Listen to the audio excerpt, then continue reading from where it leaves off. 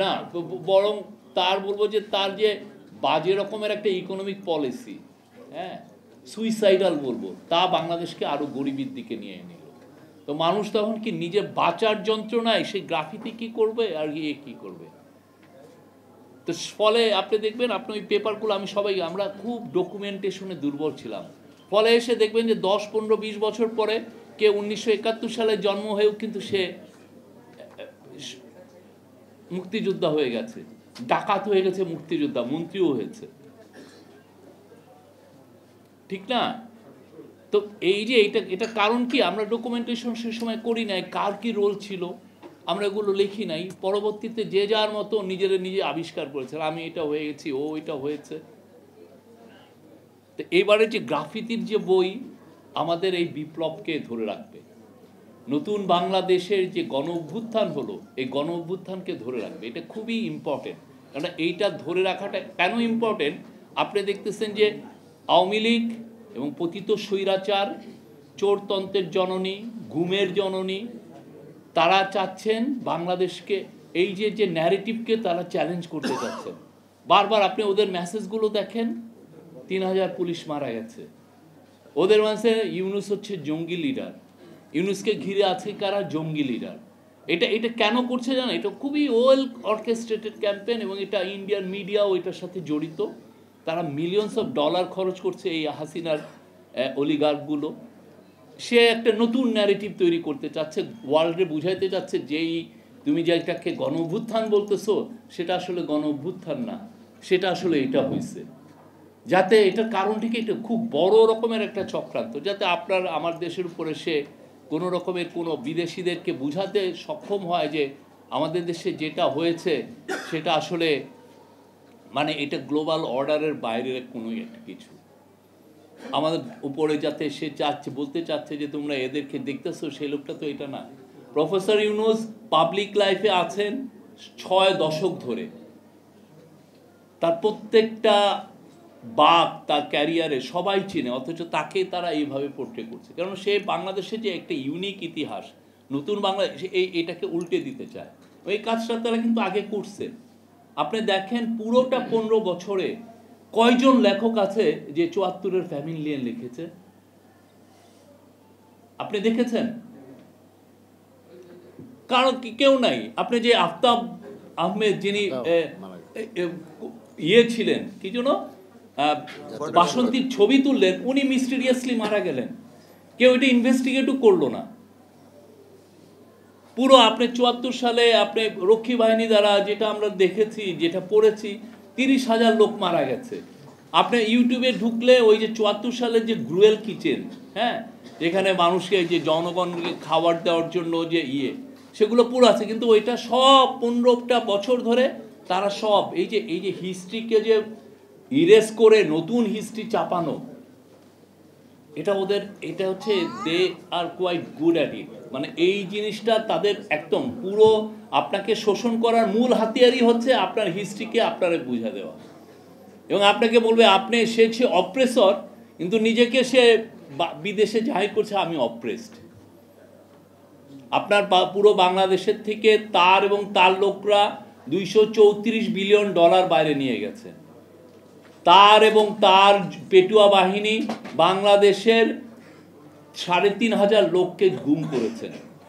বাংলাদেশের এই জুলাই অগাস্টে আপনি 2,000 লোকের মতো মানুষকে খুন করেছেন, যাদের কারো কারো বয়স 4 বছর, 6 বছর, 8 বছর। আপনি তার সময় শাপলার হত্যাকাণ্ড হয়েছে, তার সময় আপনার মাওলানা সাইদির ভার্ডিক্টের পরে কি ভয়ানক একটা হত্যাকাণ্ড হয়েছে। তারপরে দেখেন একটা দেশের চিফ জাস্টিসকে গলায় ধরে তার সিকিউরিটি এজেন্সি যে পিটিএ বিদেশে পাঠিয়ে দিয়েছে, আবার ওনারা বলতেন আমাদের জুডিশিয়ারি ইন্ডিপেন্ডেন্ট। একটা দেশের চিফ জাস্টিসকে যদি এটা হয়, তাহলে কোন জাস্টিসের আপনি মনে করেন যে তার ইন্ডিপেন্ডেন্স আছে? কিছু ছিল আপনার? এবং যে যখনই একটা ভালো মানে বিএনপির এক লিডারের এখন সম্ভাবনা হয়েছে যে উনি বের হবেন, আমরা শুনেছি যে তাকে এখন জামিন দিতে বাধ্য, এটাও আমরা শুনেছি যে তখন জাজের রুমে সিকিউরিটি এজেন্সির লোক পাঠিয়ে দেওয়া হতো। এবং এটা তো না, তারপরে এক্সট্রা জুডিশিয়াল কিলিং হয়েছে 3000। এবং বাংলাদেশে এই জিনিসটা কেউ বলেন না, এই জিনিসটা কিন্তু ভয়াবহ। আপনি 60-70 লক্ষ অপোজিশন অ্যাক্টিভিস্টের লাইফ আপনি হেল্প করে দিয়েছেন, কারো 10টা, কারো 20টা, রিজভী ভাই বোধহয় একাই 300টা কেস, আপনি তাদের লাইফ আপনি শেষ। তাদের ছেলেমেয়েরা কোনো চাকরি পায় নাই, তারা যদি চুপি সারে কোনোভাবে একটা ধরনের একটা কনস্টেবলেরও চাকরি পেয়ে গেছে, সেটাও জানাজানি হয়ে গেছে যে না, উনি বিএনপি পরিবারেও ওর চাকরি দেওয়া যাবে না। কি ভয়াবহ একটা সময়। কিন্তু তারা টোটালটা, তাদের পুরো অ্যাটেম্পটা হচ্ছে যে এটাকে আমি উল্টিয়ে দিব, দিয়ে আমার ন্যারেটিভ আনবো। এই ন্যারেটিভের এগেনস্টে এই গ্রাফিতির বই খুব ইম্পর্টেন্ট। আমাদের প্রত্যেকটা ওই সময় যতগুলো ঘটনা ঘটেছে আমাদের প্রত্যেকটা লিপিবদ্ধ করতে হবে, প্রত্যেকটা লিপিবদ্ধ হবে। এবং আমাদের এখন আমরা দেখছি যে অনেকে অনেক বেশি সেই যে ধরনের কথা বলে, যে অ্যাঙ্গার ক্রিয়েট হয়েছে বাংলাদেশে, আপনি দেখেন সবাই এক, তার কথা যেই শুনছে তারই তো মাথা ঠিক থাকছে না, ঠিক না? তো আমরা তারপরে সবাইকে প্রফেসর ইউনূস আহ্বান জানিয়েছেন, শান্ত হন। আমাদের কাজটা হচ্ছে আমরা রিসার্চের মাধ্যমে কি ভয়াবহ 15টা বছর ছিল সেটা সবাইকে জানাবো। প্রত্যেকটা ক্যাম্পাসে সেমিনার করব, প্রত্যেকটা দেয়ালে দেয়ালে সে যে অন্যায় অবিচার করেছে সেটা আমরা লিখে রাখব, যাতে বাংলাদেশে এই পতিত স্বৈরাচার এবং তার সাঙ্গপাঙ্গ জীবনেও যাতে না ফিরে আসতে পারে। এটা আমাদের ঐক্য, এটাকে আমাদের করতে হবে। এবং আপনারা যারা ভাবছেন যে আমাদের বিপ্লব সেই 21 দিন, জুলাই আর অগাস্টের 21 দিন, এটা ভুল। তার আগেও স্ট্রাগল হয়েছে পুরো 15 বছর ধরে, এবং আগামীতে আরো 15 বছর আমাদের স্ট্রাগল করতে হবে। আমরা একটু থেমে যাব, ওরা আবার মাথাচাড়া দেওয়ার চেষ্টা করবে। এইটা যাতে না হয়, বাংলাদেশে যাতে কোনো ধরনের কোনোভাবে স্বৈরাচার এবং তার সাঙ্গপাঙ্গরা ফিরে আসতে পারে, এটা আমাদের দেখতে হবে। এটার জন্য আমাদের অনেকের প্রাইস পে করতে হবে। আমার হয়েছে, রিজভী ভাইয়ের হয়েছে, সবার হয়েছে, বাট আমরা এখানে একতাবদ্ধ। এবং এই জায়গায় আমাদের মেসেজ সবার, প্রফেসর ইউনূসের মেসেজ, আপনারা যে যেখানে আছেন শান্ত হন, মেন কাজটা করেন, সব কিছু লিপিবদ্ধ করেন। প্রত্যেকটা দিনে এই পুরো 15.5 বছর যতদিন ছিলেন, সেই 9ই জানুয়ারি 2009 থেকে আপনার 5ই অগাস্ট পর্যন্ত প্রত্যেকটা দিনে কি আকাম কুকাম করেছে এগুলো লিপিবদ্ধ করতে হবে।